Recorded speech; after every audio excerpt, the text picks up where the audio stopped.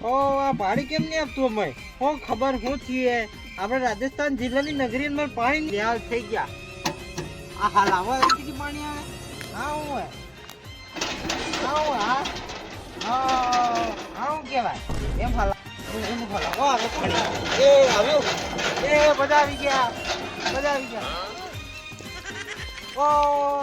આજે બંધ થઈ ગયું નિહાલ થઈ ગયા હું થવાનું હે માર્યા હવે પાણી તો ગયું ઓ ઘઉં મટાવી પાણી પીવું હે આજે પાણી તો નહીં આપતું હે અડધે કરાવે હા એમ કરે લો હલાવું મો હેડો એ લો પીઓ હેડો